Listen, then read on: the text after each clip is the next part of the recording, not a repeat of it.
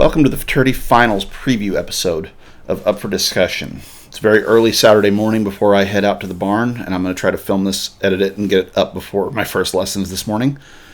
The Futurity Finals Preview this year is going to be a little different just because I don't have a clear-cut winner in this pen. This is one of the more even playing fields in a Futurity Finals we've seen in a while. There isn't that superstar standout due to mistakes in the first goes or the semifinals. There's a few horses I think are special in ways, but we don't have that horse like last year. We had 4 or 5 of them that were just special and stood out from the crowd. The year before that we had several that stood out. 1030 was a physical freak. The 2020 year, we had 4 in the top 5 that went on to become all-time great horses. And this field may prove me wrong in the future, but I don't see that this year as much. There are some with potential and a little more potential, I think. And I'm just going to cover a few of my favorite horses in this bunch. It's a little trickier to watch and mark this group than it would be the rest. So the 2 horses that I'm going to step out with right off the bat are the 2 I highlighted from the very beginning.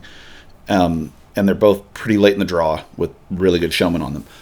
One being All Night Partier with Cade McCutcheon, who it has not had the futurity I expected him to have, but he's in the finals, and with the way that horse can stop, you can't count Cade out. He's too good of a showman. That horse is too good. I think he marked a 17 or a 16 and a half or something like that in the first go to whatever it was, to like he barely made it into the semifinals. I might be getting that wrong, but he had a penalty, if I recall. I want to say it was a 1-point turn penalty, but it was some sort of penalty. Sorry, I'm doing this all from memory. I don't have my notes in front of me.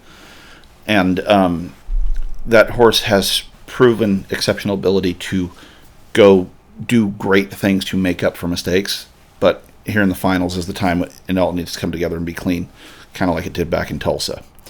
The other horse that I highlighted, and everybody knows I really like this horse, and I love the program he comes out of. But watching him in the bridle is different than watching him back in the snaffle in Tulsa, and that's Inferno 35. I think Inferno 35 is one of the coolest horses in the ground at this futurity, especially he's so good front-footed, he's so smooth, big dynamic stopper. He turns a little different style than we usually see from Andrea's horses. He's a little more out in front of himself, but it works for that horse because that's where his balance is. That being said, he's such a cool horse in so many ways. He doesn't look easy to show, but he looks dynamic when he does. So since we don't judge easy, we judge quality. I think that's where Andrea's got a big advantage coming in with that one. A few other people to highlight. Obviously, we need to touch on Sean Flaherty. Sean has a really well-bred horse, a really nice horse. I don't know if it's enough to win the finals.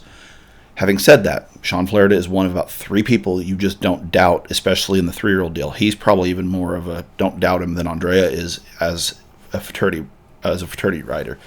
That being said, I don't see this horse having enough. I think he's a top 10 horse, top 7, 8, somewhere in that range. I don't see him being your winner, but Sean's proven me wrong before. Another one who quietly kind of did really well, Fernando Salgado, has some really nice little horses and has a really nice little horse in this thing, and I think Fernando's been on a bit of a roll, getting himself more hyped and more right. I think we see the growth in his program more in his Derby horses than we do in his 3-year-olds, although his 3-year-olds do look amazing. I would expect Fernando to be amongst the players, but I don't see him winning this either. Another one like that, because I think this is proof of how good of a showman he's become. Trevor Dare is the same way, I think, as Fernando. I think he's got a really nice horse. I think he's going to be top half of the pen, maybe top 10. I don't know if that horse has got enough to go win it on a 1-run deal. That being said, both those guys, Fernando and Trevor, if the finals goes the way that 2016 did when Spooky Wiz won the futurity, and I've said this publicly and everybody knows this, Spooky Wiz was not the best horse the year he won the futurity.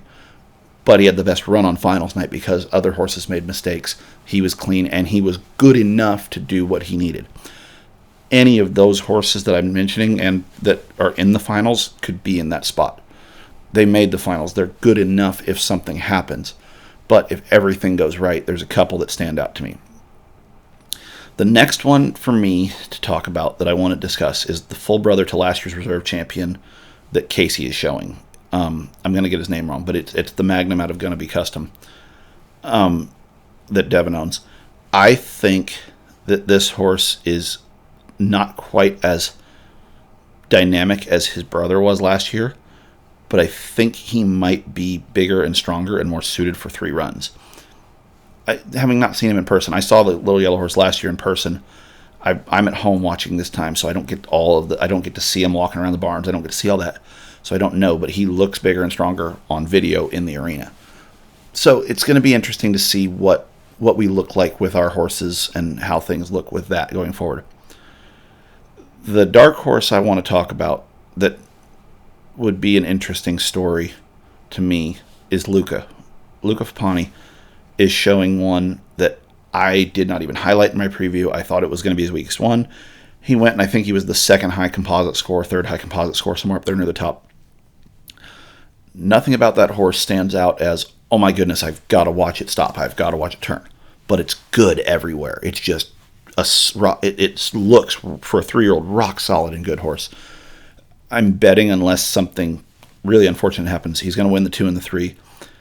And Luca might very well end up in the top 6 or 3 at the Futurity. Now, it's his first finals. Nerves is going to be a part of it.